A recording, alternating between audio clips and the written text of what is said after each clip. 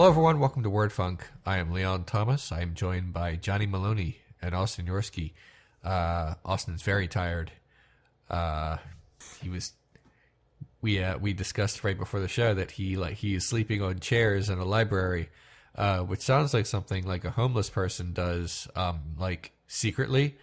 But Austin just does like in full view of the public. This is part of who he is now. I'm sorry. Are you sorry? I'm a little sorry. I mean, I'm not sorry like I did anything, but I feel bad about the situation. But it's you've brought it on yourself by trying to be a better person. The struggle is real. It is. I want to say congratulations on finding a new level of privilege. Because I sort of feel like sleeping in the library is something reserved for people who look like they belong there. I have lost the train of this entirely now. I just like, because you can't just sleep in a library. Like, Leon's like, oh, that sounds something like homeless people would do. But homeless people would definitely get kicked out of the library if they were trying to sleep in the library. Oh, out of a public library. To be clear, the FSU Law Library, you can't get in unless you have a card that opens the door, and you have to be a faculty or student. So it's a kind of an exclusive library. I'm not in any old public library. Yeah, I mean, I get that, but that still, I would assume that there'd be a kind of like, there would be a level of dress code that if staff noticed someone in the library, they'd be like, nah, no way, that's not a student. I mean, no staff. It's a 24-hour thing. I don't think there's like probably security people somewhere in there. I know there's a security room. I've never been inside of it. Maybe they have like monitors watching me sleep. Although now I'm curious what anyone watching me sleep would think, because I'm sure they'd just be like, wow, that big guy is real tired. And then they go back to whatever they were doing. I don't think they'd care. They're probably not getting paid enough to care. Mm. Okay. I have some things to talk about this week. One is really quick, and I just want to do it right away at the beginning of the show. Just tear the Band-Aid off, Leon. Sock it to me. Let me know. How was it? Oh, okay. No. It's nothing that happened in my life. It's just something I realized. I found my favorite Bible verses the other day. I like this. There's some good ones in there. Yeah, there's a lot of good ones, but I think my favorite one, having like reread the Bible like in bits and pieces a lot lately, is from 2 Kings, chapter 2, verses 23 to 24. Basically, I'll put it into like modern terms rather than just quote scripture here. Basically, a guy named Elisha is going to Bethel, and like a bunch of kids just sort of like pop out of nowhere, and they're like, "Get out of here, Baldy! Get out of here!" They're just really like giving this guy the business. And like if I went back into the chapter, I might realize why, but I like this out of context. So basically, but then he used bear magic to kill them. He looked around, and then he cursed them with the power of bears, and then bears came out of the woods and mauled 42 of the boys. So he was like, I want to be absolutely clear on this here. Is this a case of bear summoning or like he bear cursed them. hypnotism?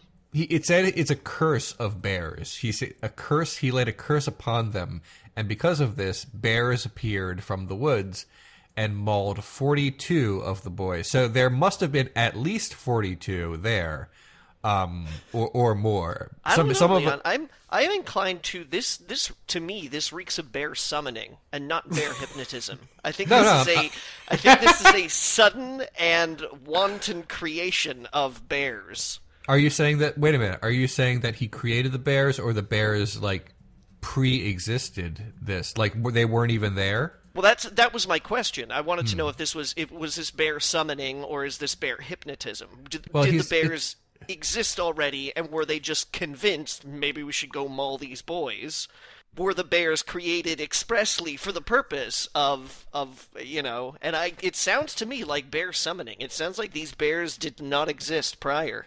It says he turned around, looked at them, and called down a curse on them in the name of the Lord. Then 2 bears came out of the woods and mauled 42 of the boys. So I think what might have happened is he asked God to deal with these kids in bear style, and God was like, let's put bears on them medium style. And like only 2 of them came out, but apparently 2 is enough to like take out 42 of the boys, which to me is suspicious, because I feel like if there's a crowd of 42 boys and like bears come out, you're gonna scatter pretty quickly. Someone's gonna be like, scatter, and then you're all gonna go in different directions.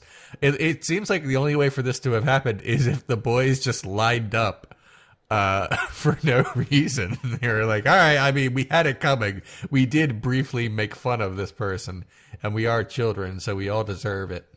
So I wanted to share this. Hot takes on, thousands of year old stories here. That's it. That's what I got. I mean, I have other things that I dealt with this week, but I don't want to like take up all the time. I feel like that was my big one this week. How do you feel like that story dovetails with our previous discussion about magic in the Bible? Because summoning bears is not the only thing he did. He did a bunch of whack shit in there, and actually I think he's more of a big figure in like Islam, because they're not as what's the word I'm looking for, like resistant to humans doing miracles. I guess Catholics are also kind of big into it, but a lot of Christian and a lot of Judaism, except for like mysticism, is kind of hesitant to those kind of stories. Well, in this specific story, I really feel like he just asked God to do it. Yeah. He was like, hey, can you help me out? These kids are being briefly mean to me. And I don't know how to like just walk over to them and like teach them a lesson and explain why that's rude. Instead, could you maul them with bears? And God was like, this seems reasonable. I mean, we didn't get God's thought process on this, but he apparently came out in favor of it. God works all things towards good, including mauling 42 boys. You really like that detail. Yeah. I mean, the fact that they wrote in specifically how many it was means it might be important. I mean, you could have just said a bunch of kids in there, but they were like, no, it was exactly this many. Stan was there and he saw the whole thing. Well, correct me if I'm wrong, gentlemen, but is 42 not the number that Douglas Adams posits in Hitchhiker's Guide to the Galaxy? Is the meaning of life? I could be wrong. I thought it was 47, but I might be wrong. I can't believe how bad this nerd show is. It's 42. Yes, obviously, Hitchhiker's Guide to the Galaxy is about boys being mauled by bears. Okay, it's been a long time since I've read them. That strikes me as an uncanny coincidence. Are you saying that Douglas Adams lifted this verse from 2 Kings for his book, or are you saying that God told him to? Look, all I'm suggesting is that maybe we have a keener understanding of why 42 is the meaning of life. Oh, you know what? I just realized what 47 was. I'm sorry. 47 is a Star Trek thing, not a Hitchhiker's Guide thing. Sorry. I got my things mixed up. 47 is a Star Trek thing. That's not a joke. What's just, Star Trek thing? The number 47 reoccurs a bunch of times in Star Trek, and it is on purpose. There's a mathematical reason for this that escapes me at this time, but apparently it's an in-joke. All right, I'll Google it later. Okay. So speaking of Bible verses, Johnny, do you have a favorite one too to throw on to Leon's? I have a couple. I think I've probably already talked about them, but do you have one off the top of your head that's your favorite? Not specifically, no. Okay, because there's the classic Ezekiel 23:20 about I just have it pulled up because I can Google very fast. There she made me laugh. There she lusted after her lovers, whose genitals were like those of donkeys, and whose emission was like that of horses. So it's very important that is that supposed to be hot? I mean, I don't know. Maybe people back then were like into the volume of the emissions, like that. Okay. I don't want to kink shame old Bible time people, but maybe They're that's dead. They don't care. Do you think he's describing like volumetrically as opposed to, I don't know, like acceleration or something like that? Consistency. I mean, viscosity. you'll have to forgive me. I'm not as familiar with horse ejaculation as I probably should be. Well, I have a thought about this. Maybe back in the days where everyone just stank of shit, maybe and there's just no way around it. Maybe that was just like a barometer for like your sexiness or your manliness, perhaps, because like everyone was going to smell anyway, so they might as well just like use it as like some sort of way to measure something that isn't horrible. It seems like most translations say like the issue of horses, which could be taken a couple of different ways. That's not a very precise language, but I found one here that says as strong as that of stallions, which makes it seem like more of a velocity thing. Yeah, but again, I'm not sure the characteristics with which horses do issue. Mm-hmm. So like that means very little to me. But like I said, maybe that's what they were into back then, Well, they didn't have Tumblr or like Pinterest, did they? So everybody just probably got around because Bill's horse was just ready to go. It's just shooting bottles off the fences. I mean, maybe. They say that like what's attractive in culture changes over time, and it's unique to what the standards of the day. So back when food was scarce, heavier people were more attractive, and now when money is the thing that we are all most interested in, it's like whatever high end clothes and makeup and perfume and stuff you can afford. So maybe back then everyone was just like really into cum for some reason. It's possible. I don't think there was much else to do. Except cum. Pardon me, but I think that people were probably socially ranked in a variety of cum-related ways. Yeah, there's a couple things you could be famous for back in Bible times. You could be a really good wrestler, you could be a really good farmer, and you could just be touched by the divine, obviously. And you could just be like a total cum gunslinger. Just a cum like a slinger, shotgun. if you will. Yeah. I hate this conversation. It's my fault. The other Bible verse that I always like to tell people, I'm sure I've said this on the show before, is from Deuteronomy, where it talks about what you do if you find someone who's dead and you don't know who killed the person. It's a couple verses, but you basically just take a cow and you take it into a valley and you break its neck, and that's how CSI ended every week in Bible times. That's the whole thing. Okay. I don't know what that was supposed to accomplish. Did they say why? That's what God wants. I can literally just read it to you. If someone is found slain, lying in a field in the land that your Lord God has given you to possess, and it is not known who the killer was, right. Your elders and judges shall go out and measure the distance from the body to the neighboring towns. Then the elders of the town nearest shall take a heifer that has never been worked and never worn a yoke, lead it to a valley that has not been plowed or planted, and where there is a flowing stream. There in the valley they are to break the heifer's neck. End of thought. That's it? But that strikes me as being more like an act of contrition. Yeah, I mean, there's some more talk in there about like praying and washing your hands and stuff. It's not literally the end of Deuteronomy. That's the idea. I get that. I just the purposes for which the cow has its neck broken. Maybe it's a Because you sacrifice. say I remember like CSI Miami. That was their go-to move. I agree, but like it strikes me as like that's not a Bible verse. It's like here's how you find out who did the killing. No, so here's the most illuminating of the following passages. Accept this atonement for your people Israel, whom you have redeemed, and do not hold your people guilty of the blood of an innocent person. Then the bloodshed will be atoned for. So right. I guess it's contrition. It's an act of atonement. Yeah. They're saying like, oh man, we all kind of have blood on our hands. So now us especially here's a lot because we killed a cow. Aren't we all bad boys? Yeah. I was gonna make a joke about dogs being all good boys, but I just sat through an entire class today about dog crime. So, yeah. Did they play that Bad Boys song at the beginning of it? No, they did not. That would have been good though.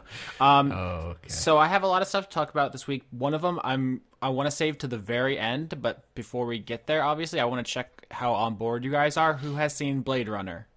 Yeah, I have. Not yet. I was going to go this week. Dang. Okay. Well, you can wait till next week if we want. Yeah. I guess, I was saying if we all seen it, then we could do like a spoiler cast at the end so everyone could still listen to the episode and then, eject when that time came. But do you want to have like a little non-spoiler talk right now then? Sure, if you want. Because I just got out of the movies like 2 hours ago. First of all, guess how many people were there in the theater with me? 4. Johnny, any thoughts? I'm gonna go with 10. A 0. Really? Oh, really? Nailed it. Ain't nobody seeing Blade Runner, and nobody cares. It's 3 hours long, and there's 6 lines of dialogue. It's not a crowd pleaser. It's 2.5 hours long, and there are at least 12. Okay, I liked it a lot for really pretentious reasons. I don't think this is a movie I can recommend to the average person, like anyone that I talk to in the real world. I think maybe in the internet, but it was very pretty. It sure was. The music was great. There were some good performances. It's paced exactly like the original Blade Runner, which I guess is a success. I assume that's what they were going for. But in 2017, it's a bold choice. When you look at the other sci-fi franchises that haven't updated recently, your RoboCops and your Total Recalls, they just Hollywoodified those fuckers right the hell to the max. Like, they're indistinguishable from any other movie made these days. The Blade Runner sequel looks basically like Blade Runner. Like, they fucking nailed it, and that means it's similarly going to appeal to a niche of people several years after release. Yep. So pretty much. I liked it. I don't agree with the music praise. I was not feeling the music, but beyond that, I really enjoyed it. I also got the thrill of watching it immediately after watching the original Blade Runner in the theater. I watched a double feature of it. So you kind of have to. It's very dependent on the original. You cannot go in without having seen it. No, it doesn't make any sense without it. Yeah. So I was basically in a chair watching like 5 or 6 hours of Blade Runner, and I was not bothered by that at all. I thoroughly enjoyed it the whole way through. I can see why you could be repelled by the music because it is deliberately kind of oppressive and unpleasant. But I think that's the point. And I get that that's the point, but like knowing the point does not make me enjoy it even a little bit. Especially after, like I said, just immediately before that, listening to the famous Vangelis soundtrack from the original Blade Runner, where it's like smooth and like dreamlike, and then we get to the sequel and it's like bop, bop. Very Hans Zimmer. That is my impression of the music. So that I mean, I did appreciate that I won't get into any real spoilers. It's impossible to talk about a single thing that happens in the film because every single thing is heavy with import at all times. Yeah, we'll get into it more next week, but I think we're both saying thumbs up. I would say a niche thumbs up. I think if you're the kind of person who likes Blade Runner, you will like more Blade Runner. I do like Blade Runner. Yeah, then you should be fine. Anyone who doesn't have strong feelings or just never was interested, this is not going to change your mind. The only other thing I can think of that's non-spoiler to talk about is that I wish I had gone in. I didn't watch any trailers. I went in as fresh almost as humanly possible. I, however, did know that Harrison Ford and Jared Leto were in it, and I wish I didn't because their roles were not what I assumed, and I think I would have enjoyed them more if they had been a surprise. Yeah, there's no way they were not going to be there. They're too big. The reason that they're there, or at least Jared Leto is like, hey, he's a big star, so let's put him in this big role. And I understand, but the way they're used is not the way I thought they'd be used. It's pretty interesting, frankly. Like, as much as I detest Jared Leto in pretty much every aspect, like, if you're going to use him, I think they did about as well as they could have, and I kind of would have liked to have been pleasantly surprised by his existence for once. I had read that apparently the role that he played was originally slated to go to David Bowie. Yeah, I read that as well. I don't know if my understanding is they didn't actually ask him yet. That was just the plan was to ask him. So I don't know how, if he would have even agreed. But that just makes me sad in principle, though. Yeah. That theoretically speaking, we could have had David Bowie. Yeah. But we got Jared Leto. Yeah, we sure did. Did I mention that I saw Labyrinth in the theaters this year? Not like a month or two ago? No, I don't think so, because I definitely would have gone on a whole Fushigi rant. Oh, okay. It wasn't just me going to see Labyrinth in a theater, which itself, even on itself, would be great. But I watched a quote along version of Labyrinth. What is a quote along version of a movie? It's exactly what it sounds like. Whenever like Rocky Horror? Yeah, more like whenever a famous line from the movie is about to happen, the quote will appear on the screen, and everyone in the crowd will say it, and everyone will also sing to all of the songs all together. And it was a beautiful communal experience that I had, and I really rather enjoyed it. Also, people threw balloons around, which was nice. So it was basically a big party, not so much like just watching a movie. Anyway, I've sidetracked a bit. Yeah, so Blade Runner 2 was good, and there you go. Maybe I'll go see it tonight. It's good. Yeah. You should see it soon, because it's probably not going to be in theaters a super long time. It hit number one, but still underperformed. So. Yeah, I know that they're a little bit sad about it. Which yeah, I know. I'm kind of it's sort of to be expected, I guess. But yeah, I don't think I've ever been pleased by something failing at the box office as I have been this, because this ensures that we're not going to get a bunch of other Blade Runner sequels. Or ripoffs. Not just ripoffs, but I was worried that okay, there have been 2 really great Blade Runner movies done. Let's not. We don't have to do any more, boys. No, we don't want a 3rd one where it sucks, or a 4th one where they ruin it. Oh, okay, there's 2 great things, and now we can just be done with this. It's over. There's nothing else that needs to be said. Let's move on to the next thing. Blade Runner Resurrection, Blade Runner Redemption, Blade Runner Revelations. Yep. Although we should brace ourselves for the possibility that in the next decade we're going to get a reboot. I mean that's kind of financially risky, considering neither of them did well. Yeah, at a certain point, that just looks like just some kind of money sink. You could just make something Blade Runner flavored and call it something else. All I'm suggesting, okay, is that after Ridley Scott shuffles off this mortal coil, I imagine that a lot of his intellectual properties are going to be up for grabs. And there's going to be some stuff in there, we're going to see an Alien remake without a doubt in our lifetime. It's going to happen. And I just sort of feel like that as people mine into his back catalog, be what are the other Ridley Scott stuff that we can reboot or remake? Somebody is going to do Blade Runner. They did The Thing. Okay, if you can remake / reboot The Thing, and don't tell me it's a prequel, because it's the same fucking movie. Okay. Right? Okay. Don't you bring that weak sauce to this table, kid. I will send you home. Okay. But somebody will have the idea. Well, why don't we remake Blade Runner? And then some guy with money will go, that sounds like a great idea. Here's how that conversation would actually go, Johnny. One of them would say, let's make another Blade Runner movie. And then the other one would say, instead of that, let's dynamite a bank. I don't have faith in the common sense. Okay. I'm not even saying they won't do it because it's sacred. I just mean I can't imagine it's gonna make money. They never mind. Okay. I'm fine with that.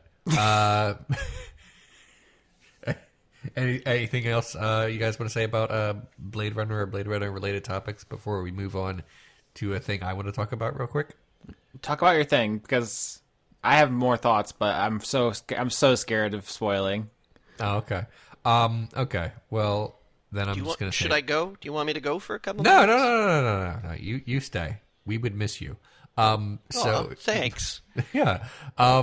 So I'm watching an anime series right now because I watched Neo Yokio a week or so ago, and I was like, is there anything else that doesn't suck?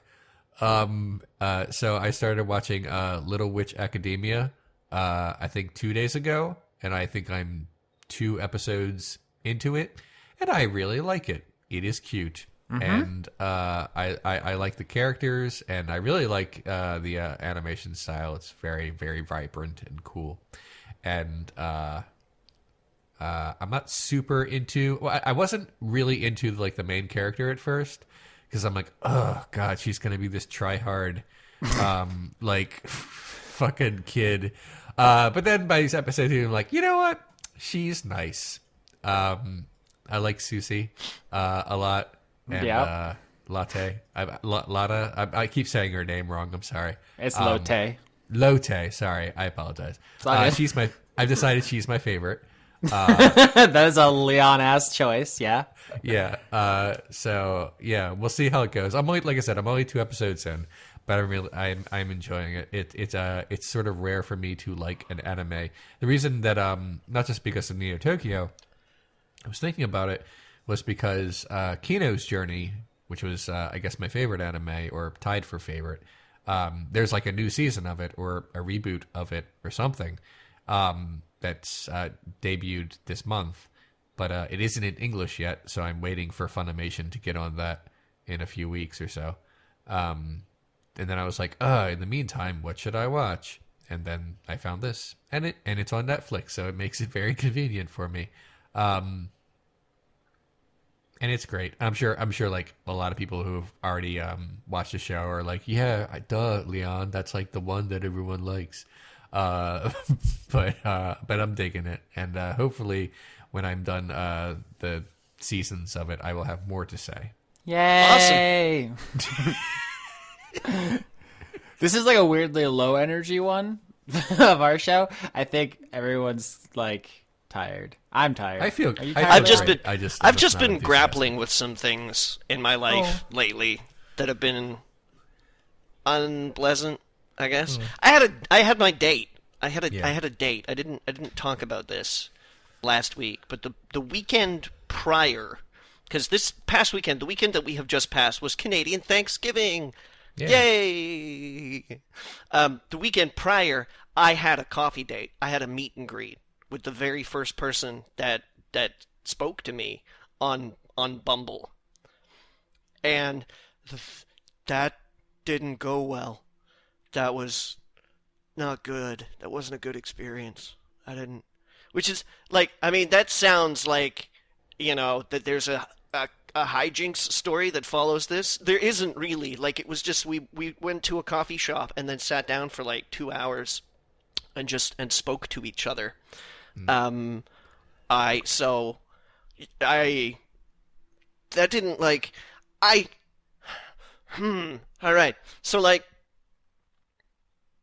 here's the thing, is that there are tons of people that I've noticed in the online dating thing that have their whole futures mapped out.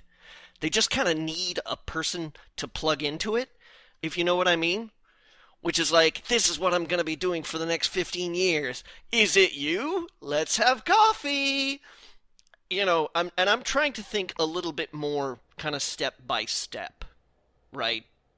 Like, this is not, okay, so in 3 years' time, we have to have kids. In 5 years' time, we're moving to Tunisia. In 7 years' time, I finish my novel. Like, this is not what my future looks like right now. I'm trying to pair things in. I'm trying to, like, simplify, right? So what all I wanted out of joining up to a service like Bumble was to meet somebody that evoked a response in me.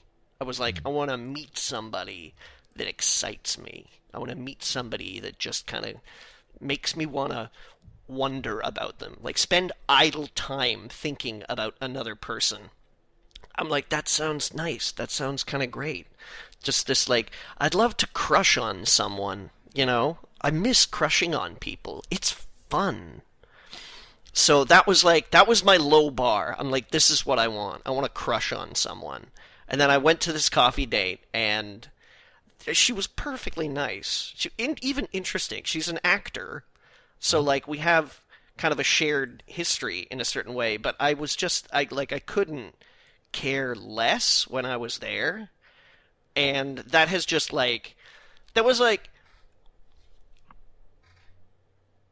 getting over something, you know, like, finally figuring out where my life is right now. It's just, I know that it's this long process, right? Yeah. But you never know when you're there, so it's just sort of like you just have to keep working at it and keep working at it, and eventually you're gonna be there. So like having this coffee date was like reaching into my back pocket and pulling out like a foldable map of being like, okay, let's check where I am on the way to recovery, and then like opening up this foldable map and being like, oh, I'm not even out of my neighborhood yet. I'm dead inside. So that was just a knock back to me. I haven't been feeling too well lately because of that. And I know that it's like, oh, well, you know, you can't just get down on yourself because you had this, like, one chemistry-less date or whatever. But it's left me feeling a little discouraged about the whole thing. So that's where I'm at. Yep. That is rough. I also have almost finished watching Neo Yokio. Sorry, I didn't mean to laugh at the sad part. I know. I mean, there's nothing really more to say about it, you know. Like, okay. And just like I don't know. This week has been kind of tough too for me. Like my empathy is just like I don't know. It's all across the goddamn map here. Everybody's angry and men are scum, and I just all the time. All the time. Yeah, I'm feeling it this week though. You know, like I was a little raw going into Thanksgiving. It was the first major holiday I've had without Steph around, and that was kind of tough. And then you know, the news hasn't been great this week, and just feeling a bit gross, guys. This is a bad year to read the news, ever. It's a bad year to have feelings. Yeah, I mean, you can read the news as much as you like. If you don't have feelings, if you've gouged those out of yourself, like, I'm not going to say that that's a great thing because, you know, I do believe in the power of empathy, and I think it's important to be able to feel bad for other people, but man, is it particularly taxing on people with consciences and hearts this year, I'm finding. Yeah, someone who was probably smarter than me said of what's going on, it's a great time to be mean and dumb. Yeah. Yeah, that sounds about right. Yeah. Although, like, you know, the media's pretty good. Austin, have you heard the new Wolf Parade album? I have not. I saw you tweeting about it, and it's definitely on the list. I would like to have time. Like, I did not. This was a complete surprise to me. I mean, I knew that either earlier this year or late last year, they released an EP, but at no point in time had I ever been made aware that there was going to be a new Wolf Parade album, and then suddenly there was a new Wolf Parade album. I literally learned about it the day it got released. And it's really good. You know? Like, and surprisingly so, too, because, which is not to say that, you know, I'm surprised that Wolf Parade made a good album, but I'm surprised at how good the album Wolf Parade made. Because previously Wolf Parade has always, it seemed to me, not been like a real band. Just kind of like a vehicle for Spencer Krug and Dan Buckner? Beckner? Don't know. To like do their songs. And it's almost like every single Wolf Parade album you could listen to and be like, okay, that's a Spencer song. Okay, that's a Dan song. That's another Dan song. That's a Spencer song. But the new album is remarkably united. Like, it's the first one where I actually feel like I'm like, wow, Wolf Parade is repping as a band instead of just like, you know, the two guys who seem to do their thing at the front. So it's like it marks a new turning point, I think, for them. At least to me, it does. Anyways, I'm quite keen on it. It's very good. That's exciting. So yeah, Neo Yokio is pretty good. Wolf Parade has a new album, and the world is a garbage fire, and my heart is empty. Life is complicated, everybody. On the bright side, I feel like you could combine some of those to get like the silver lining in sharper relief. For example, the next time you have a date, show up with a Toblerone, and at the beginning, hand it to her, and if it doesn't go well, at the end you say, you don't deserve this Toblerone. This big Toblerone. Yeah, take it back. And that's just the way she'll know. Yeah.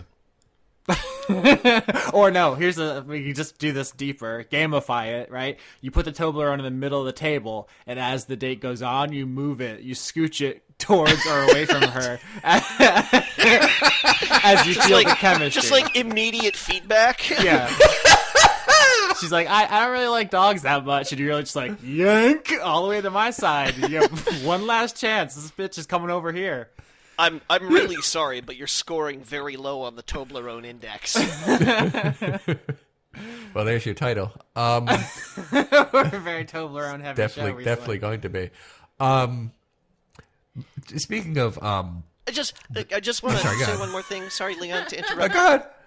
I'm okay, everybody. I don't want everybody to get like worried or anything like that. I'm all right, you know. Like I just, you know, things are just a little uncomfortable for me right now, and that's just the way they kind of have to be before they get comfortable again. And you know, it's all par for the course. I'll be okay. Hugs, yay! Yeah. I just said hugs to myself on the internet. That's pretty sad. No, it's not. I am hugging you right now through the internet. You just can't know, see. but I said it. No, that's like fine. That's like my mom thinks I'm handsome. You just gotta rephrase it. You just gotta say something like, "Let's bring it in, boys." That's what we do. Oh God! As you know, I've been depressed lately. Oh gosh. I feel like we're going to incorporate a lot of that show into our dialogue from here on out. It's just like, you see what these old money fuckboys have been doing? Leon, you were in the middle of saying, what were you saying? Like, speaking of? Oh, yeah. I was going to say, like, speaking of, like the news getting you down, like, that is true in general. But one thing I've noticed, I've noticed, like, there's a couple of ways that the news this year has like affected people, and one is that to think like, nothing matters, no matter what we do, everything is terrible. Look at how everything is exploding. And I want to like resign myself and like curl into a ball, and that is a reasonable reaction to things that have happened. But what I've noticed about myself is that I've become radicalized this year. Like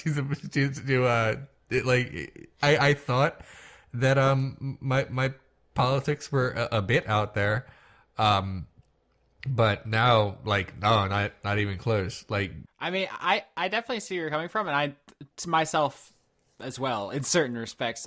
It's just unfortunate that it's like that, because I can also see where we're in a lot of the trouble we're in because of stuff like that, where it goes from I enjoy having guns to I don't care who has to die, I'm going to keep my guns. Like you get pushed to unreasonable extremes because you don't like the resistance you're meeting and you find it unreasonable, so you just double down. And I don't want to be that guy, but I do find myself becoming that guy frequently, and I hate it. I hate the feelings I'm not being forced, but that I'm feeling pushed towards in some way. Does that make sense? That felt like incoherent. No, that's fair, but I feel like they're not equivalent, because someone's saying I should have lots and lots of guns and I will destroy everyone who tries to take them is not equivalent to you shouldn't have guns. Sorry. No, agreed. It's just similar mechanisms, right? I understand. Like the anger is similar in both sides of issues, but I also feel like the goals are so disparate that I don't feel bad about it. Is what I'm trying to say. Yeah. Yeah. I'm still a little taken aback that we live in a world where a condiment sauce for a chicken nugget is like news. Hello, welcome to 2017. A reality star is president, and the biggest things in the news are one guy didn't want to stand up for the anthem, and also McDonald's nearly ignited an internet firestorm over some old sauce. Like, wouldn't it be nice if we could get people to care about the well-being of others instead of a dipping sauce? The best thing I saw come out of the whole Rick and Morty thing was someone's like, next season they should have Rick talk about how much he loves universal health care over in a week. Yeah. Yeah. I think Rick and Morty... I think we actually got ahead of the story about how the Rick and Morty fandom was becoming deeply concerning. I feel like we were on the cutting edge of that one, and we have been proven very correct, because it's a good show, but clearly the people who watch it are not as smart as they think they are. Obviously. Yeah. Nothing in this world matters, so let's have a temper tantrum about a dipping sauce. That's the takeaway for that, for me. Which is weird, because if nothing matters, then everything matters the same, and you could be really wasting your efforts on something more important? Yeah. I made a big fuck Rick and Morty speech on Tumblr a couple weeks ago, followed by a speech to stop asking me about fuck Rick and Morty secondary speech. So I don't have anything further to say on this because I feel like I would be, bringing that upon myself. But yeah, I'm surprised we ended up in Rick and Morty / Kaepernick land, because I feel like our audience is on our page so far as like on most of these issues. Like, we didn't really need to talk about like Las Vegas and stuff, because it's just like preaching to the choir. Like, we all pretty much agree on those kind of things, and it's just like there's nothing to be gained about it but us like circle jerking the same frustration every week. So yeah. In happier news, or, well, we'll see. I saw a very good movie. Oh, good. I kind of want to talk about this. It's a callback to some other discussions we've had as well, so there's a full integration here. Was it There Will Be Blood? No, I have seen that, though. It's very good. It is. It's a great movie. I think we should talk about it. No. Yeah. I'm gonna cut to the chase. There was a long-running joke at the beginning of this show that every week we talked about Stephen King. Oh, you did you? Well, I don't know if you think what I'm thinking, because recently there have been a wave of Stephen King adaptations after there's quite a drought, because there were. I mean, you know which one I'm thinking of, Austin. It's not The Dark Tower. No. It's not It. No, it's not. It's Gerald's Game. Yeah, that's it. Okay, cool. I'm glad you were able to anticipate that. I think it's a Netflix original. I don't know if it came to theaters. Yes. It's on Netflix. Okay. Yes, it is. It's a Netflix original. Okay, so the short version, for anyone who isn't aware, this was kind of one of two stories that were loosely connected. The other one is Dolores Claiborne, which was also made into a movie a while ago. I haven't actually seen that one. But they both deal with women protagonists who have some sort of sexual assault history. And Gerald's Game, in particular, is about a woman who is tied to a bed during sex, and her husband has a heart attack. And the whole book is her tied to the bed trying to get herself out of that situation. And I don't want to, God, there's so many different possible angles to attack this from. There's the funny one, which is like, why does Stephen King keep writing books about people being tied to beds? There's like 3 of them. There's Misery, definitely. There's Gerald's Game. And there's something, I want to say, Under the Dome, there's some kind of weird sex thing. And there's a lot. He does a lot of weird sex stuff. It's fine. I'm not trying to kink shame Stephen King. I just find it's a very specific well he goes back to. And then there's the more serious, like, actual aspects of the book and film. And I think it's also interesting from an adaptation angle, because this is one of those ideas that I feel works pretty well in a book, but I was worried about it being on film. And not to beat around the bush, I think this movie fucking rules. Really? I think it's real fucking good, actually. I think it might be one of the best Stephen King adaptations. The bar is high. You have The Shawshank Redemption and The Green Mile. None of those are supernatural, weirdly enough. The Green Mile is supernatural. Yeah, it's true. I just think He it has was like a magic prison hands. drama. Yeah, that's true. And also, I mean, Gerald's Game does have ambiguous supernatural elements during her hallucinations, but I won't get into that too much. But Johnny, you had a thought there? I was just going to point out that when people think Stephen King adaptations, I don't think they go to The Shawshank Redemption and The Green Mile first. I guess The Shining is where they go. That's not where I go. Not because it's not good, but because I don't really think of it as very faithful to Stephen King's vision. It's a very good Kubrick film, but not. But I mean, even still, like I would think that when people think about Stephen King's oeuvre, that they would probably go to Misery, or It. I haven't seen the new It. I don't enjoy the old It that much, so.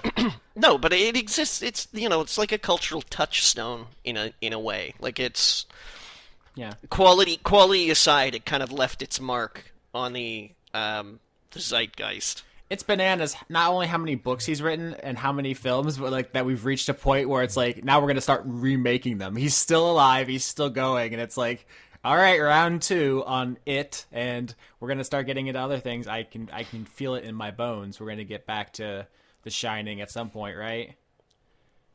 Probably. It's gonna happen, guys. Or Dreamcatcher. Although there was a different Shining. It just wasn't a theatrical release, was it? Yeah. Yeah. It was like a mini-series, I think. Yeah.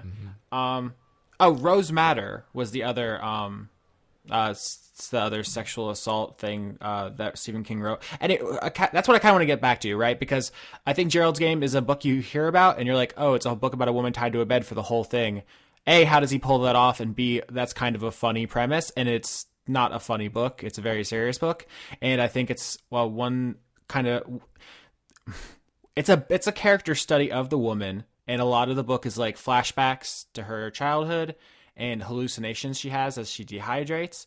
And like Rose Madder, like Dolores Claiborne, like a bunch of his other books, I've read goddamn near every single one of them. It feels like it comes from a place of feminism to have strong female characters, like well-developed, complex female characters who are victimized by men and then assert some kind of control and defeat them because they're basically evil. Like Rose Madder in particular, the boyfriend, I think he becomes like a literal demon at some point, or he like gets powers that he's so abused. He gets like abuser powers. It's been a while since I read it, but I remember thinking that's like really fucking on the nose there, Steve. But I think Gerald's Game does a pretty good job. I think it's one of the better handlings of the material I've seen, at least from a white male like perspective as an author, which I don't know if that's obviously not ideal, and I don't know if it's his story to tell, but he did, and I, what I'm saying, like, it's where the money is in making films, in a sense. Does that make sense? Like, I obviously would rather see the perspectives of marginalized people about their own stories and about trauma victims and their own stories and stuff than from millionaire Stephen King. But he wrote it, and I did enjoy it, so I don't think it's like a non-valuable thing, right? There's still value in the voices of straight white guys. Yeah. But yeah, I mean, you're right about like letting people speak for themselves is something absolutely important, but that doesn't mean that we have to divide society up and being like, these are the only things that you're allowed to talk about and these are the only things you're allowed to talk about. So yeah, I just want to acknowledge that, because I'm definitely thinking about like, oh, I really like this movie. Wow, they did a really good job of making what could be a really flat, static story into like a really dynamic character piece, and it's very moody, and there's surprisingly good effects shots. Like, it's shot very well, and in particular, there's one scene at basically the climax of the film, which is like on some of that 80s gore. Like, they go for it, and it's like, oh shit, yeah, I forgot it was a horror movie. Damn, like they straight do it, and I was just like, wow, I'm so really impressed by this, and I feel like it really works, and it's really good. But I don't want to pretend like Stephen King should be the one to get the last say on this subject matter. That's kind of fucked up. But I'm trying to think, because it's weird. There's like 2 plot points in the entire thing, so it's kind of a weird movie to talk about, right? Like she gets handcuffed to a bed, she's there for a while, and then something happens, and then it ends. As far as adaptation goes, I know there's a couple subtle changes from the source material I found interesting. One is that in the book, she wants. I'm trying to stay out of phrase this. She is not happy about the sex stuff that's happening, and she kicks him, and that triggers the heart attack. And in the film, he's just she's not enjoying it, and they start arguing, and it just kind of happens. It seems like it's a side effect of like the Viagra he's taken, basically, and she doesn't strike him. She bites him actually, but it's not related to the heart attack. And I thought that was an interesting change. It's one of the very few. It's very faithful, but I feel like that change is good because it removes her culpability in the events, because she is the victim. She hasn't done anything wrong, but people in her life treat her poorly. And I feel like by making her complicit in his death, that kind of muddies the water and it's a little victim blamey. Yeah, it'd be really easy to say, or, for people to take that one particular scene and be like, she's a murderer, she deserved what she got. Yeah. And the couple other changes, there's just like weird other Stephen King references. I think some of them might have been in the story. It's been a while since I read it, but they call a dog Cujo. And there's someone says some weird Dark Tower shit at one point, which I don't remember being in the source material. But they keep all the Dolores Claiborne stuff, which is wild because who the hell remembers that book? I think if I was in charge of adapting Gerald's Game, I probably would have excised that, but I'm not in charge of these things. The only other thing I really wanted to talk about, and I want to make it brief because it's kind of dark, but I think it's important to talk about, is that it's inescapable watching this movie over in the midst of this Harvey Weinstein thing. Yeah. Because ultimately, Gerald's Game is about how men make their victims complicit in the silence that protects them.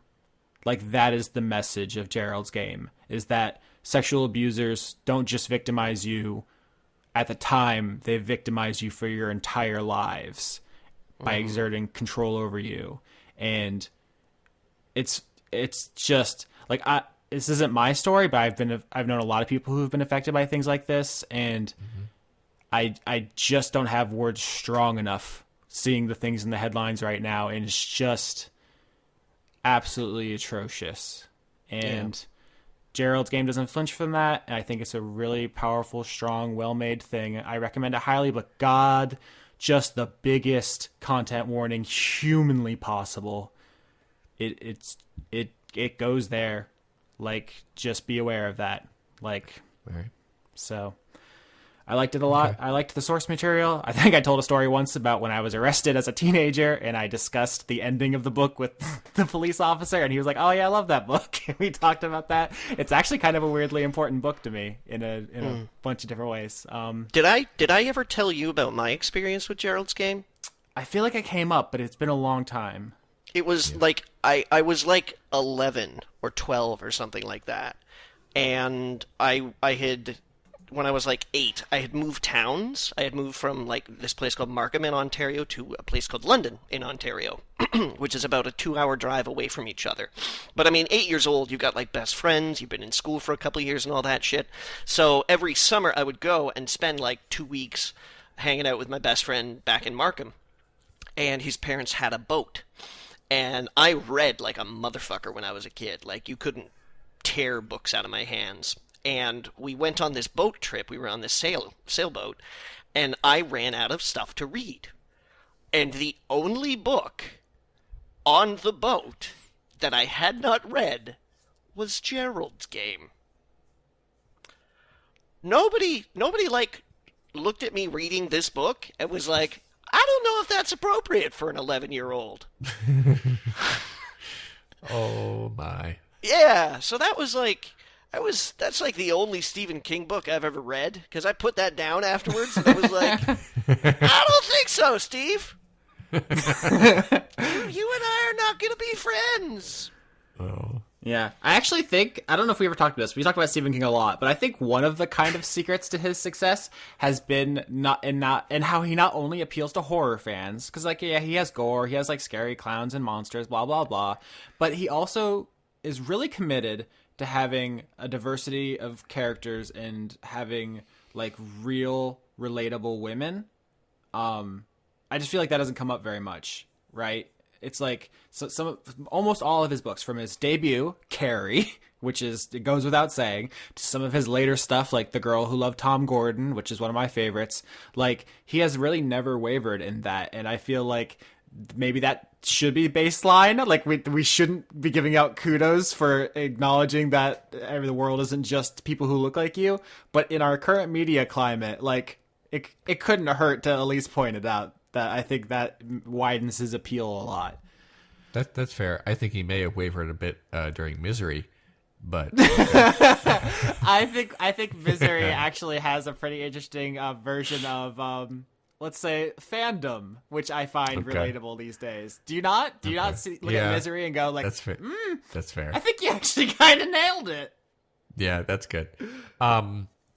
Before we go into questions, I have two things, quick things I want to say. One, about what we were talking about earlier. Austin, I totally understand why like feeling angry about stuff can be a turnoff and also like politically uncomfortable. But on the opposite end of that, get angry, everyone, a little bit, because I don't feel like how do I put this? If someone gets angry and murders someone, that's bad. If someone gets angry and prosecutes the KKK, that's good. I don't feel like the common thread there is anger. My anger isn't just making me scream at the ceiling. It's actually making me learn more. And I feel like that's actually a good thing. And I wanted that to be clear. I also want to say that I just got a comment on an old video about The Fly, and it's a reply to a previous comment. The comment from a year ago was, natural or artificial, I'd still sleep with Jeff Goldblum. And the reply that just came 14 minutes ago was, I think his cock came off. So I can't approve it because it would go against my bad language rule, so I have to delete it. But I want you to know that if you were the person who replied that way, although I can't officially allow it, I also think that's pretty funny. So thanks. Look, thanks, anonymous commenter. Okay, something you have to understand about intimacy is that it's not necessarily cock-centric. Sex can be a lot of things, you know. It doesn't have to necessarily involve Jeff Goldblum's cock. It can be an expression of connection. You know, it's sex is a many faceted thing. So I'm reading the plot synopsis for Rose Matter because I'm trying to remember how it ends, because I remember the boyfriend like getting powers. Apparently he turns into a bull. I'm reading is what happens because he's just so abusive. The Rose Matter Wikipedia page also has a helpful list of Stephen King stories which deal with domestic violence, which includes It, Insomnia, Dolores Claiborne, Needful Things, and, quote, many others. So, themes. I think, if I'm recalling correctly, I believe he had a single mother who raised him, and I'm trying to remember, I think it was from On Writing where he talks about it, where he pretty strongly identifies as a feminist. So, I don't know. Now I'm just spewing things that are in my head now. None of this. There's no thesis. This is just my brain. That's okay. I can say random things too. Yeah. Like the national anthem is indoctrination. So that we didn't seem that random, Leon. No, it's not. It's very much on my mind. So you want to do questions? Do I? Yeah, I think so. Probably should have looked at them before. No, it's fresher this way. Usually I skim. Melissa asks, will you be dressing up for Halloween this year? Getting into the spooky questions very early this month. No. Probably not. No. Yeah. I think we actually, let me double check. Yeah, we're recording Dice Funk Halloween night, so I'm not having any Halloween adventures, probably. I just, I don't really, there's nobody in my life that it's like, because dressing up is kind of like a fun thing that you do together, Like you do it if you're going to a party. I don't go to parties. And I live in a blocked off apartment building, so the only people that could get up to my floor and even knock on my door to trick or treat would be like kids that live on my floor, of which I think there are 0. And I haven't, so yeah, probably not. All right, 3 fun Halloween unless I was Scrooges. gonna dress up and then just Instagram it, but that seems like a lot of work, honestly. Do it for the gram. Next question. Rick asks, what does Leon think about the Montreal screw job? Oh my god. Parentheses, wrestling! Jesus Christ. There's no more hot takes on this. I don't know. These are the coldest takes. I'm sorry I didn't serve you up the freshest takes, Leon. I can't filter wrestling questions because I don't know what they mean. I know. Do both of you genuinely not know what this is? I have no idea. I've heard of it as something that happened that was like unfair in wrestling, and people are salty about it. It sounds to me like a cocktail. Like a Montreal screw job sounds actually pretty refreshing. I feel like it would have a citrus twist. Okay, so basically what happened was this. Bret Hart and Shawn Michaels in the 90s genuinely disliked each other for a great many reasons. And we don't have to go into the specifics, but they disliked each other and they were both like the top guys in the company. Bret Hart signed a practically lifetime contract with WWE, then WWF, in order to keep him in the company and not go to WCW. Eventually, Vince said that he can't possibly pay this out, and you are free to negotiate with WCW. And Bret Hart did, and he worked out a deal with them. But at the time, Bret Hart was WWE champion, or really at the time, WWF champion. And they needed to get the belt off him, because if he, went to WCW while WWF champion, it would be extremely embarrassing. But Bret didn't want to drop the title to Shawn Michaels in Canada because Bret Hart is Canadian and it's a big deal for him and it would be very embarrassing to him. So he was like, all right, just, we'll do some sort of screwed up finish, and then the next night on Raw I'll drop it, or the next couple of weeks I'll drop it, or, that's what we'll do. And that way everyone saves face and everything will be okay. And Vince and Shawn were like, fine, that makes sense. Vince got paranoid. And instead of what should have happened or what was planned to have happened, Shawn Michaels put Bret Hart in the sharpshooter, which is Bret Hart's finishing move. That was just a planned part of the match. And then the referee called the match and said that Bret Hart submitted, which was not the intended planned finish of the match. And Bret Hart was like, what? They just took the title off of me without asking me, and without, sorting it out ahead of time. Basically, in wrestling, both guys know what the end is because it's kind of important. But Bret was kind of made to look like a fool in reality. Shawn Michaels pretended he didn't know for a long time, and then years later he admitted, yeah, he knew the whole time this was going to happen. Which is not too surprising. Shawn Michaels genuinely disliked Bret Hart, so that's not a huge surprise. Many years later, Bret and Vince McMahon sort of made peace and worked with each other on projects and things like that. But it's it's sort of this sort of infamous night in wrestling because not just because it's it's a very strange occurrence, but because of this, the next night, next couple of weeks on Raw, people genuinely started to just really dislike Vince McMahon, and this made Vince McMahon say, I'm going to be an on-camera character and not just a commentator or occasional appearance. And this created the Vince McMahon character, the Mr. McMahon character that got very popular as the top heel. And he feuded with Steve Austin. So the whole thing about the Montreal Screwjob is that it was this really terrible thing, but it also may have been a key component in WWF winning the ratings war against WCW. Bret Hart went to WCW. He had a lackluster run until Bill Goldberg kicked him in the head too hard and caused a serious brain injury. And a few weeks later, he stopped wrestling. And that is what that is. My thoughts on it, it's something that could very easily have been avoided with just a little more trust on both sides. But that's life, I guess. What can you do? That's it. That's all I got. I'm reading about this now, Leon. Yeah, there's a lot. Yeah, there is a lot. It says the most talked about match in the history of professional wrestling, according to Wikipedia. Yeah. So basically, they asked you what your opinion on, like, to the football equivalent would be like, Austin, what do you think about the Music City Miracle? It's like, yeah, it was cool. Like, it's a big, like, everybody knows the thing. The interesting, it's more akin. It's more akin to asking about, like, the Black Sox scandal. Oh, that's a baseball thing. So you don't know, you know sports.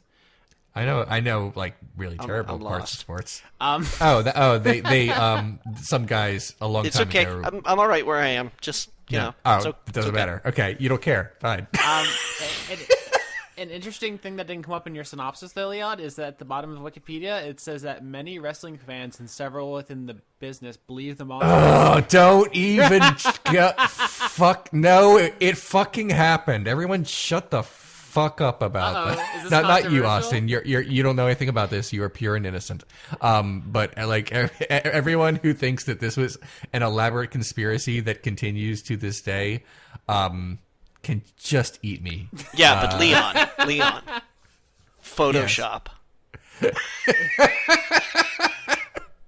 Next question. Okay, please. I'm just reading about, like, famous sports plays. There's quite a lot. Yeah. Oh dear. Samuel HGW asks, any opinions on Michael Moore documentaries? Rewatched Bowling for Columbine recently and had very mixed feelings. Very emotive, rough style. I feel like those were very important during the Bush era, but I'd be scared to go back and watch. Ditto. Exactly. Those are my exact feelings, and I'm not sure I can really say anything more because I have not rewatched them, and have no real plans to. I'm not like bashing Michael Moore. I'm just saying, like, those are very much of their time, and like I don't need to watch like Fahrenheit 9/11 and get to like the last 5 minutes where he like tries to urge people not to give George W. Bush a second term. It's like this is outdated like a few months later. Like, I just don't want to. Yeah, that's all I got. Sorry. That's it. Yeah, it seems in retrospect a lot of the subject matter that he's picked to do documentaries on are kind of low-hanging fruit now. You know? Like, it again, I don't think that's necessarily true of at the time. You know? But yeah, it does sort of seem like Fahrenheit 9/11, and what was the one he did about healthcare as well? Sicko? I didn't see that one though. But I mean, it seems to me like these discussions have been going on for so long, and at such a temperature too. These are quite heated discussions that to go back and, you know, watch an early tepid take that's kind of like, hey guys, maybe gun ownership is bad. It doesn't have the same impact, doesn't have the same weight. Bowling for Columbine 2 would just be like the opening would be, here's what's happened since, and it would just be really sad. And yeah, you just call it Bowling for Columbines, and just the thesis is that it's just it happens every week now, and we've just gotten numb to it. Jesus. I mean, dispute me, Leon. Like, would it be bowling for Columbines, or would it be bowlings for Columbine? Yeah, like how they do attorneys general. Yeah, great grammar jokes, guys. Fuck.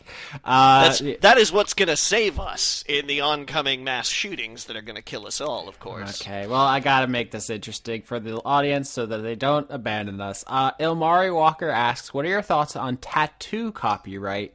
And then there's a link here in the question to a Vice story about LeBron James's tattoos. So are you guys aware of? Well, it's about 2K, the basketball game, the basketball video game, which has accurate recreations of basketball players who have tattoos. And the tattoo artists are suing 2K for using their art without permission. And I've skimmed this article, and I do think it's an interesting subject. Real quick crash course on the law here. So copyright is not... Okay, I'm trying to think of the easiest way to do this. Artists, when they fix a work in a tangible medium, they have certain copyright protections. So when your tattoo artist puts ink on your skin, technically they're making art and you're a canvas. There isn't a lot of great case law on this, but it seems like the current situation is that you're getting an implied license to display their work, but you do not, as a person with tattoos, own most of the actual rights to that artwork. Yeah, because that would imply that you're like a shareholder in their likeness, at the very least, and that's no. Artists get a certain panoply of rights. There's like reproduction, display, copying. The specifics aren't terribly important, but the implication right now legally is that you can display the artwork, but you couldn't, for example, like sell prints of it because it's the artists, and that is right now kind of what 2K is doing because they're recreating those drawings. Although, is there really any harm that you could recover for as the artist? It's kind of free publicity. Yeah, I mean, it seems to me like as long as authorship was being correctly cited, if at all. But is it in the video game? Does at the very end of the ending credits is like tattoos by this guy in 1987? Almost certainly not. Well, then I would have to say that's dubious. Then you're dubious. Okay. I mean, the only way I can compare this is to something in wrestling, actually. Like when you tattoo someone, it's like whether you own the rights to the rights to it, you definitely, it's on you, like it's part of you now. And how a wrestler got around copyright once was a very shitty human being named the Ultimate Warrior. Mm-hmm. He is didn't a own the rights. tremendously shitty human being. Oh yeah, he's the worst. I mean, he's dead now, but he was the worst. You know what? He still is. Anyway, not the point. The point is, he didn't own the rights to the Ultimate Warrior, so he legally changed his name to Warrior, and that doesn't mean that he owns the copyright to the Ultimate Warrior. It just means that when he wrestles, he is free to call himself Warrior because that's just who he is now, and it would be odd to say he can't because that's his name. Just as I would say that, yes, I didn't make this tattoo, and I don't own the copyright to it, but it's kind of me. It's on me now, so I can't. How do I put this? At some point, the ownership of the ink has transferred at the very least. Let me throw two legal cases at you real quick to complicate your understanding of that situation, Leon. Great. One, I think I talked about previously when I took property, but there was a case in California where a person went in for surgery. The doctor took whatever part out of the person's body. The patient went home, and then the doctor did experiments on it and discovered some medical breakthrough worth billions of dollars. I think we talked about this actually. Yeah, exactly. I'm saying that I said when I took property, we talked about this, and the person sued the doctor, being like, "Yo, that's my fucking body," and the court said, "Meh." You basically barely own your own body in the current American legal system, at least. The other one, which was in this article that the question asker did, was for the Hangover 2. There's a part where someone gets Mike Tyson's face tattoos. I haven't seen The Hangover 2, full disclosure. And the artist who put those tattoos on Mike Tyson sued. And apparently they had to settle out of court, which basically means the artist won. Yeah. You want? So do either of those two legal precedents grab you? I mean, you could say, well, if it didn't actually get a decision in court, is it really a precedent? No, or it's not. Is it... No, I mean, you wouldn't be bound by stare decisis. I'm just saying, do they influence the way you think about the Ultimate Warrior thing, because I would say that's really just about the fact that no one can stop you from using your own name. Although even that isn't ironclad, frankly. If you try to name yourself Starbucks, like, prepare to get sued. I wonder how Starbucks even got that, because Starbucks was already a thing. Most things are things. I understand that, but Starbucks was definitely a copyrighted name. I guess you could say that there's no way they could confuse the two, though. You know what? Also, we're listing into trademark, which is distinct from copyright. Yeah. Probably not super important for our audience to really get into deep here, but I just think when you hear about the tattoo copyright stuff, your first instinct is to be like, fuck off. Like, who gives it? Like, it's their body, leave them alone. But I swear, when you look a little bit into it, it's actually kind of spooky. I'm not trying to like belittle the tattoo artist, because like all artists, just deserve their compensation.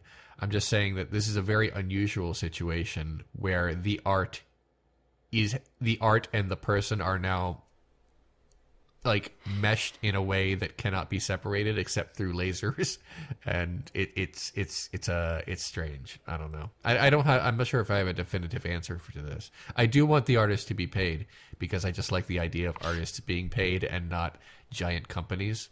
I don't know. And what happened in medicine is now when you go in for surgery, they've just added language to those contracts which say you waive all your rights to the stuff they take out of you, which I assume tattoo artists will probably be more vigilant about putting in contracts that make you sign, that if you try to basically use your body to make money, you better cover that shit up or you're gonna have to pay me.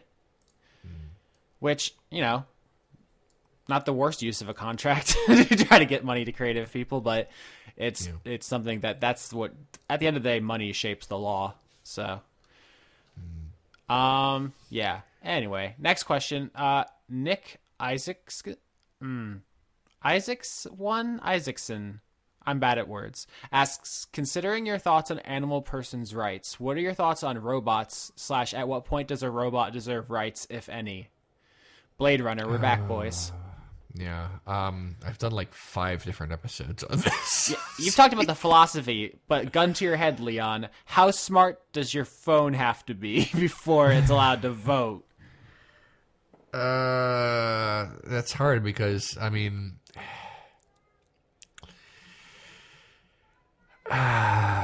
although intelligence isn't a good marker anyway. We've talked about that previously. Yeah, I know. Yeah. I really wish I had a good answer to this. Like I did a very old episode about the fact that the droids in Star Wars are slaves.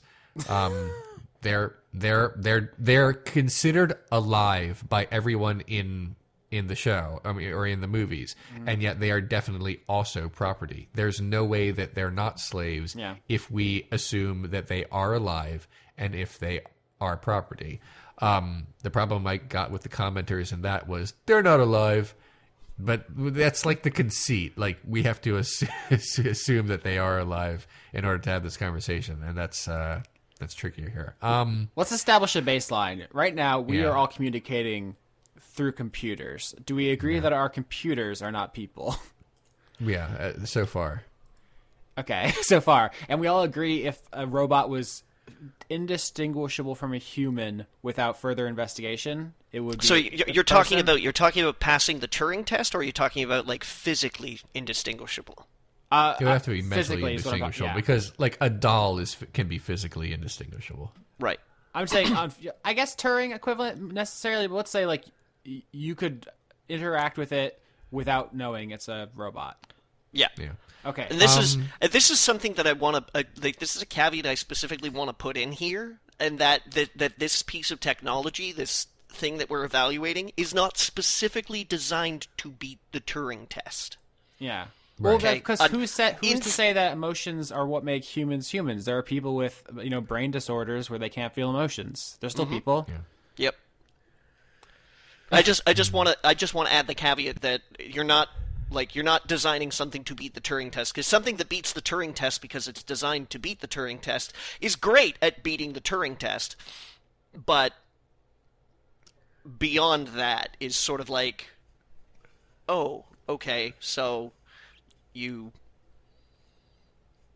can't, like, I don't know. Yeah, that's just a predictive algorithm. If you could take patterns and decide what output should go next, that's an incidental passage of a Turing test for me is when it's sort of like, maybe you're sentient. I mean, there has to come a point in time where we're incapable of recognizing what's going on underneath the surface as being like, like, I can't prove that you have feelings, Austin. I can't. I take it for granted that you do because you display them, Like, I mean, you can get, like, totally faux, like, philosophy 101, like, oh, I can't prove that anybody else exists, and, but... I don't even know that sentience is a good bar, because, like, all animals are sentient, right? They're not sapient, but they're sentient, and we don't consider them people. They don't have rights. So, and also people... They have some rights, but like for in your dog law courses, but they don't have rights equivalent to humans. No, I mean, they're property. Property does not have rights. I know. I just mean there are laws against animal cruelty, but there are no laws against computer cruelty at the present time. Yet.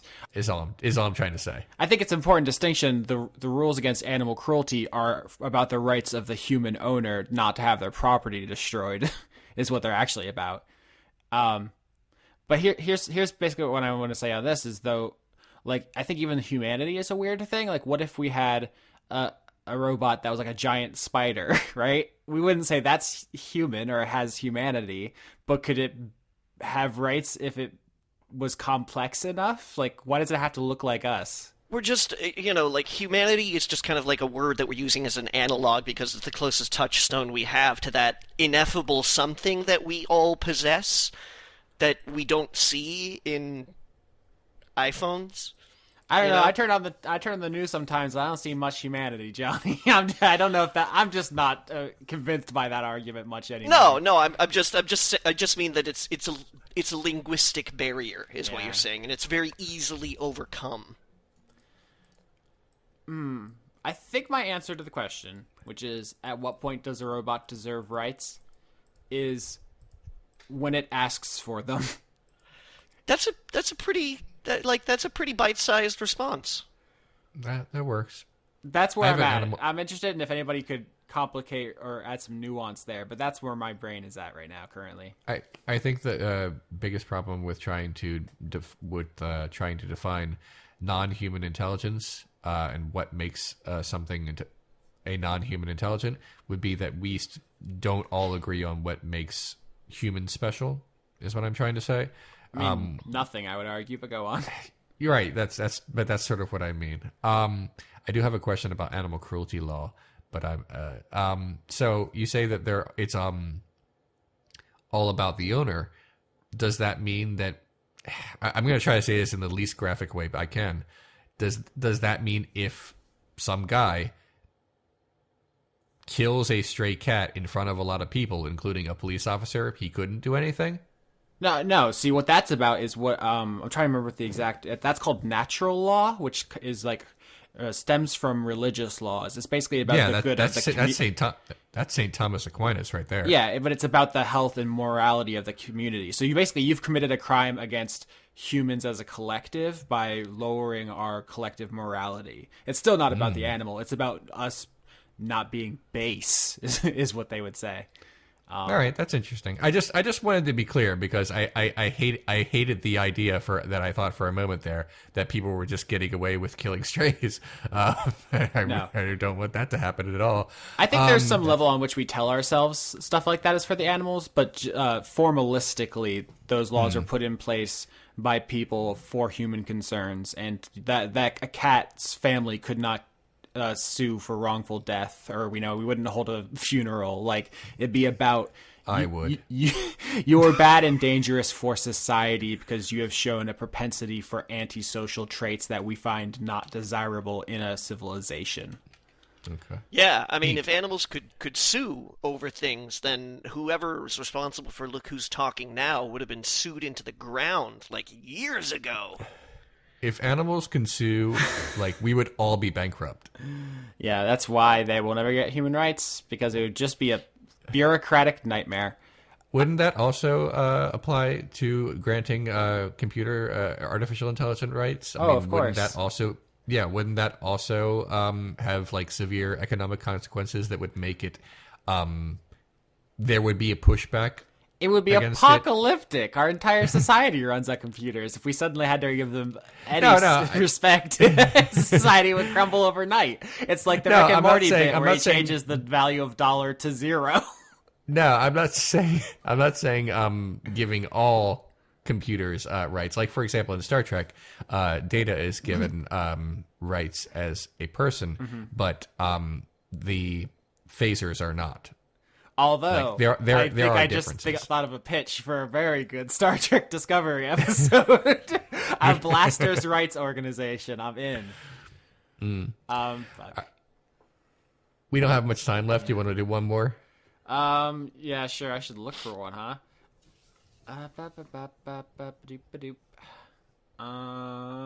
There's a really great episode of Star Trek: The Next Generation about the thing we're talking about right now, where Data tries to prove that exocomps, which are made to be tools and not to be like living things, may actually be alive. And like, spoiler, he's right.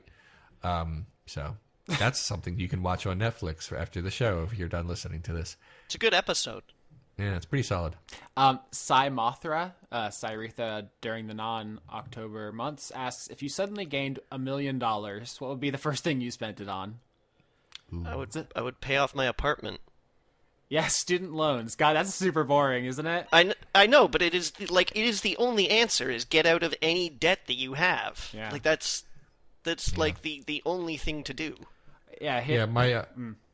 I'm sorry, go ahead. I was just going to say, every Dice Funk season opens kind of ostensibly about a social issue. Like, season 1 was refugees, season 2 was global warming, season 3 is the prison system. Sneak preview for anybody out looking for a hot season 4 sneak peeks. Debt is the thing. And obviously, none of the seasons ever end up being about those things, but that's how they open. Okay.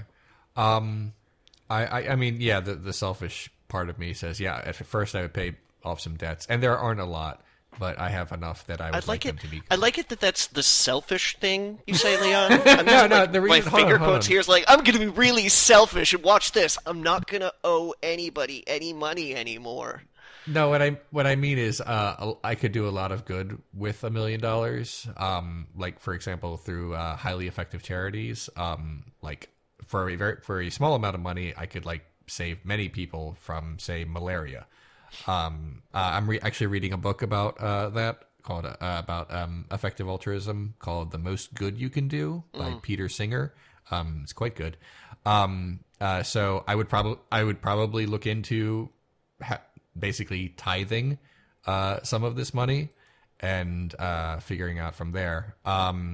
There's probably a way I could invest a large portion of it wisely in such a way that it would accrue like interest for a while over time, because I wouldn't really need much of it right away, except for those charitable donations and for the debt, which is not very much. And you know what? It's not even that much. If I lived the same lifestyle I had now with that amount of money, I could probably invest a huge portion of it in something that would like gain a lot of interest over, like, what do they call it, where you can't touch it for a certain amount of years, but once those years are over, it's a lot. A trust. Yeah, something like that. Yeah, I'm not great with it because I have never had enough money that I would put it into something like that. I make like a modest living doing what I do, and I'm okay with that. But if I did have a lot of money, I would look into those kinds of things, both the thing that would make it a lot more over time, and the charity stuff. Okay, now what's our rock and roll answers? Because we're all obviously like way too level-headed to be like, buy a speedboat, bro. I don't want to live like that. I know that sounds kind of like oh sure, like if I had millions upon millions of dollars, I obviously would spend some of it. What on if you myself. had $2 million? Okay, but one of them you could put in trust and like pay off debt and things like that. But the other one is like, okay, you have to spend this on frivolous things, or else you don't get the other million. Yeah. Oh, it has to be frivolous. Yeah. In this scenario in which I am forced to make a selfish purchase, I would probably buy a vintage or legacy deck for Magic the Gathering, because those can go up to like $50,000 to get a competitive deck in some of the older formats, because you need the Moxen and you need Lotuses and stuff, and those are tens of thousands of dollars a piece. I would probably, if I had to use it all on myself, I would probably buy a home, I guess is what I'm trying to say, and then model it the way I would like to. Still not selfish, Leon. You gotta go bigger. I mean, it would be elaborately decorated. I really like sort of like 19th century kind of aesthetic, and I would like my home to look like that. You know, so I don't know. I'd like to travel a bit more. That'd be cool. There you go. Yeah. There. That's frivolous. That's for your enjoyment. It's definitely frivolous. Like, we don't need to go there. We don't need to go there. No. I might buy like a restaurant or a pub, you know? That's neat. Or something like that, which is like, and it's not like a super rock and roll answer or something like that. And I wouldn't run it, because I don't really know much about running a business or anything like that. Like, there'd have to be, if I was going to run it, I'd have to do a lot of reading. But it would be nice to have a place, or like, you know, something that was mine, that I could name Johnny's or something like that. And I don't know, that would be kind of neat. I don't think I could get that for $1 million in Vancouver, though. That's a little optimistic. All right. Went over our usual time, and we didn't even get into like Blade Runner spoilers. I'm very proud of us. Good episode, guys. I will be ready next week. I think I'm gonna go and see it tonight. Actually, I'm looking at movie times right now, so Yeah. I got nothing to do tonight. I don't even have to cook. So. Oh. I can't wait until we get to talk about the after credits scene where he gets the Infinity Gauntlet. It was crazy. Okay. Anything you guys want to say before we go? I've had the Howard the Duck song stuck in my head all day. Howard the Duck. Yeah. Something. Howard the Duck.